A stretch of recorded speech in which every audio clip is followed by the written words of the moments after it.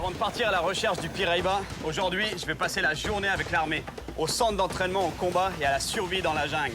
Mon but, c'est pas du tout d'aller m'entraîner à la guerre, mais d'apprendre des techniques de survie spécifiques à la forêt amazonienne. Ça fait un peu Rambo, mais bon, je peux vous dire que ces gars-là, c'est des vrais pros. Et vu que je passe de plus en plus de temps dans des régions très éloignées, avoir quelques notions de plus en survie, ça fera pas de mal du tout. Les SIGs sont une division d'élite de l'armée brésilienne. Ils sont spécialisés dans le combat et la survie dans la forêt amazonienne. Des armées du monde entier viennent s'entraîner ici, et je veux vraiment apprendre leur technique. Le but, augmenter un peu mes chances de survie dans la jungle. Je présente Simba, la mascotte des SIGs. Et c'est un animal sauvage, donc c'est pour ça qu'ils me disent tu la caresses par derrière et ils la sécurisent à l'avant parce qu'il y en a déjà qui se sont fait attaquer. C'est parti pour les techniques de survie. Première technique, les serpents.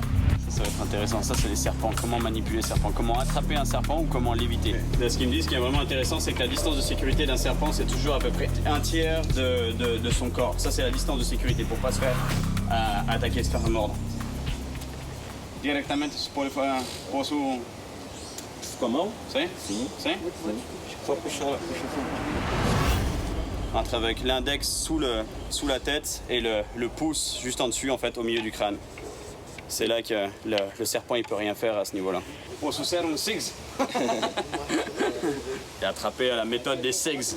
Pas de bâton, moi. Deuxième technique, trouver de l'eau. En fait, l'eau des rivières n'est pas potable si elle n'est pas bouillie. Alors il est important de trouver d'autres sources d'eau, comme les lianes. C'est une technique de survie de base dans la jungle, surtout quand on se balade dans des endroits où il n'y a pas de rivière. La partie incurvée ici, en fait, elle va être pleine d'eau. Donc moi, en coupant ici, il va falloir tout de suite qu'on tienne la partie d'ici en hauteur pour pas qu'on perde toute l'eau qui est dans la partie de la courbe ici. Ah, ça, je peux vous dire, c'est vital dans la jungle. Troisième technique, dormir en forêt. Pode ter serpente, mas assim, à noite, à selva, a gente não se caminha à noite. En fait, ce qu'il est en train de m'expliquer, c'est qu'il est hyper important d'établir son campement avant la nuit. Parce que dans la jungle, l'obscurité arrive très vite. On voit plus rien. Tous les animaux commencent à se mettre en chasse la nuit. Les serpents, les araignées et toutes sortes d'animaux sauvages. Donc en général, le camp est monté avant qu'il fasse nuit. Fogo é muito importante. Muito importante porque animais, eles não se aproximam do fogo. Sim. Eles têm medo do fogo. Quatrième technique, monter dans les arbres. Ils se servent des arbres pour se repérer et pour cueillir des fruits comestibles. E vai até impressionant, ça. aonde se está o... Você não sabe? Não sobe, mas vamos... Vamos tranquilo. Lui, il est bon, il laisse monter les sous-gradés. Là? Vocês sabem?